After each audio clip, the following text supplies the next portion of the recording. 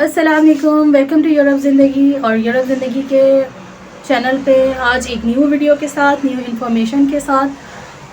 देखिए वेदर कितना अच्छा हो रहा है। सबसे पहले आपको वेदर दिखा दूँ, मौसम दिखा दूँ। तो बेसिकली यहाँ पे ये वाला जो वेदर है ये बारिश में होता है और हल्की हल्की सी बारिश हो रही है और कल रात से हो रही है। तो सोचा कि आपको ये बाहर का व्यू दिखाएं और इसके साथ ही वीडियो बनाएं। इस वीडियो में आपके लिए एक गुड न्यूज़ भी है और आपके लिए जो भी लोग अप्लाई करना चाहते हैं पुर्तगाल आने के लिए और वो वीज़ा प्रोसेस देख रहे हैं और उनके पास इतना अमाउंट है कि वो इन्वेस्टमेंट कर सकते हैं, तो इन्वेस्टमेंट वीज़ा और गोल्डन वीज़ा के नाम से जो वीज़ा है वो अवेलेबल है पुर्तगाल में। पुर्तगाल के अंदर, पुर्तगाल यूरोप की एक ऐसी कंट्री है कि वहाँ पे आप इजीली जो है वो यूरोप में सेटल हो सकते हैं और यूरोप में सेटल होकर अपना जो बिज़नेस है या फिर अपना जो लाइफ है वो स्पेंड कर सकते हैं। तो इस वक्त जो पेपर्स बनने का प्रोसेस है वो जो है वो फास्टर हो गया है और उसके बेसिस पे आपको वीज़ा जो मिलता है, वीज़ा के प्रोसेस भी जो है वो तेज़ हुए हुए हैं।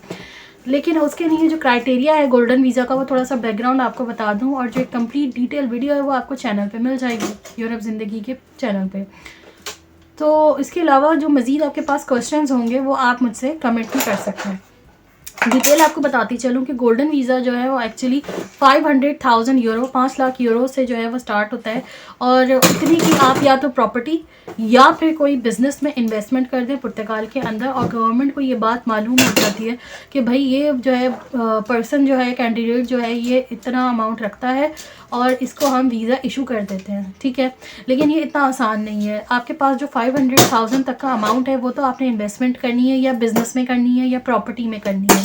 और ये भी बताती चलूँ कि इस वक्त प्रॉपर्टीज़ जो है वो with in the Lisbon area इतनी आसान नहीं है मिलने के लिए। तो जब भी आप अप्लाई करें तो थोड़ा सा विजिलेंट होकर करें कि जिसके भी थ्रू आप कर रहे हैं, या बेस्ट यही है कि आप खुद आके जो है वो इन्वेस्टमेंट करें और सारा पहले प्रॉपर्टी का जो एरिया है वो रिसर्च करें, क्योंकि आपको जो फर्दर प्रोसेसेस होते हैं पुर्तगाल के अंदर रहने के लिए उसके लिए भी ये जो एक इन्वेस्टमेंट है एड्रेस की, जो आपका एड्रेस बनता है उस प्रॉपर्टी का, वो ज़रूरी होती है।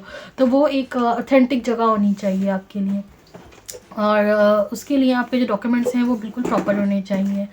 तो जो गोल्डन वीज़ा है उसके अंदर 500,000 की आपने प्रॉपर्टी ली और इसके साथ आपके पास 350,000 से लेकर 500,000 तक का बीच में अमाउंट होना चाहिए जो कि आप पुर्तगाल में रह के इन्वेस्ट करेंगे, ठीक है।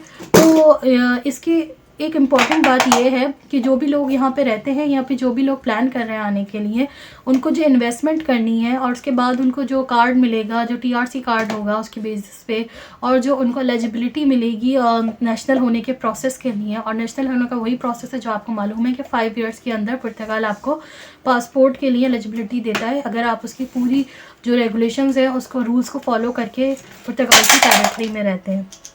तो वो जो प्रोसेस है उसके लिए आपको उन 5 सालों तक गोल्डन वीज़ा के बेस पे वो जो अमाउंट आपके पास है 3,50,000 यूरो से लेकर 400,000 to 500,000 तक की और सो ऑन, जितना भी आपके पास अमाउंट है वो आपको मेंटेन करना है, ठीक है। ऐसा नहीं है कि आपने वन टाइम इन्वेस्टमेंट कर दी और उसके बेसिस पे आप 5 साल तक जो है वो गुजार रहे हैं टाइम, जी नहीं, आपको वो मेंटेन करना है। ये भी एक इम्पॉर्टेंट पॉइंट है। इसके साथ आपको बता दूं, जैसे कि आपको कहा था, एक गुड न्यूज़ भी है। गुड न्यूज़ ये है कि जो भी लोग गोल्डन वीज़ा लेके आते हैं या फिर रह रहे हैं पुर्तगाल के अंदर, उनका भी सेम प्रोसेस होता है कि वो सेफ बॉर्डर सर्विसेज एजेंसी के अंदर जाके वो सेफ के अंदर अपने डॉक्यूमेंट्स को जो है वो सबमिट करवाते हैं या फिर रिन्यू करवाते हैं। उसका जो उनका टाइम लिमिट है, अगर उनका कार्ड एक्सपायर हो गया या कोई भी चीज़ उनको चेंज करवानी है या कोई भी चीज़ उनको रेगुलेशंस देखनी है या कोई भी गवर्नमेंट इशू आपके पास डिस्कस करने का है, तो वो आपको चेंज कराना पड़ता है वहाँ जाके, और उसके लिए लगती है लाइन।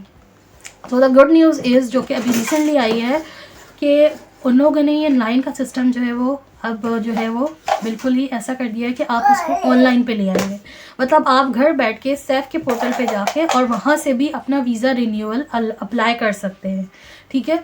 और वीज़ा के अलावा कार्ड रिन्यूअल जो आपका कहलाता है वो आप अप्लाई कर सकते हैं, ठीक है, और उसको मेंटेन कर सकते हैं और उसके बेसिस पे जो है आप सारा जो है वो घर बैठे या फिर अपने ऑफिस में बैठ के ईजीली जो है वो कर सकते हैं। आपको सेफ में लाइन लगाने की ज़रूरत नहीं है।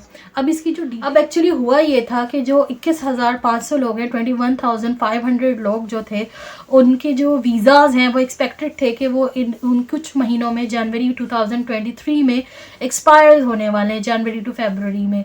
तो अब वो जो लोग हैं वो भी जाएंगे, जो ऑलरेडी पीछे से जो है 2022 के और उसके पहले के लोग थे उनके वो भी क्यू में लगे हुए थे, लाइन में लगे हुए थे।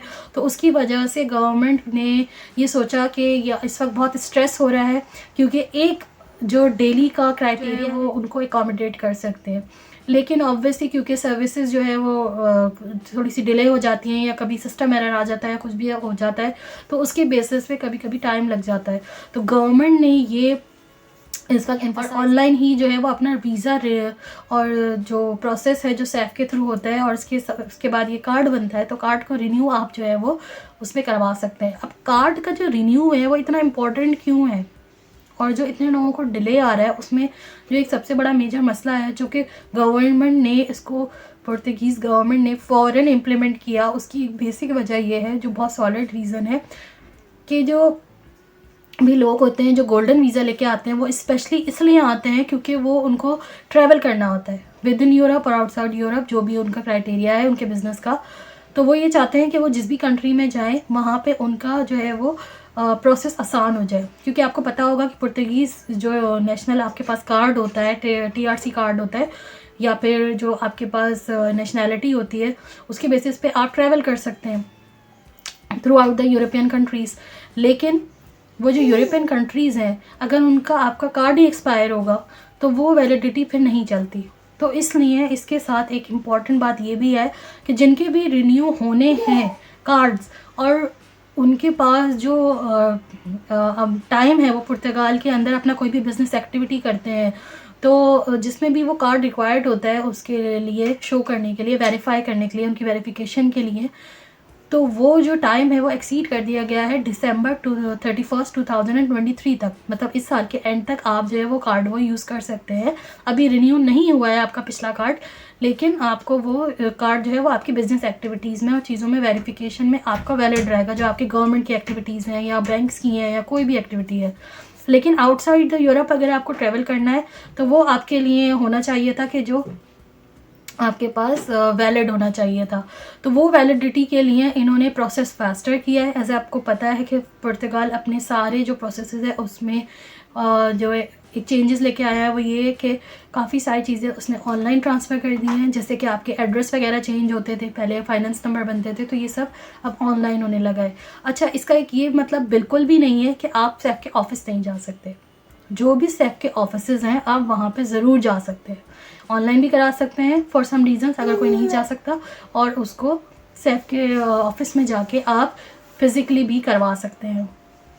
और हुआ ये था कि जो ऑनलाइन था उस पर जो अपॉइंटमेंट्स हो रहे थे, अपॉइंटमेंट्स इस वक्त बहुत ज़्यादा थे, इतना हो गया था उसके अंदर कॉल्स के लाइंस में कि वो लाइंस जो है वो अकोमोडेट नहीं कर पा रही थी कस्टमर्स को, तो वो वर्किंग सही नहीं कर रही थी। इस वजह से उन्होंने इसको ऑनलाइन किया है। तो अब आप इंटरनेट के थ्रू भी आप अपना कार्ड रिन्यू कर सकते। अब जो लोग हैं वो बहुत ज़्यादा हैं, मतलब अगर आपको एक SIC की रिपोर्ट के थ्रू बताया जाए तो इस वक्त 225,000 2,25,000 लोग जो हैं वो क्यू में हैं, वेटिंग में हैं, जो कि पता है कि जिनके कार्ड उन्होंने रिन्यू कराने हैं या करवाएंगे। तो इस वजह से गवर्नमेंट का एक बहुत अच्छा स्टेप्स है। स्टेप की वजह से कि बहुत सारे लोगों को फ़ायदा होगा और उनका जो भी पेंडिंग के लिए उनके रिन्यूअल रुके हुए हैं वो उनको फ़ायदा होगा और वो उसको रिन्यू करा के अपनी एक्टिविटीज़ को रिज्यूम कर सकेंगे, आगे प्रोसीड कर सकेंगे। तो होपफुली आपको आज की इन्फॉर्मेशन अच्छी लगी होगी। मज़ीद इन्फॉर्मेटिव वीडियोस के लिए देखते रहें यूरोप ज़िंदगी का चैनल। टेक केयर, अल्लाह हाफ़िज़।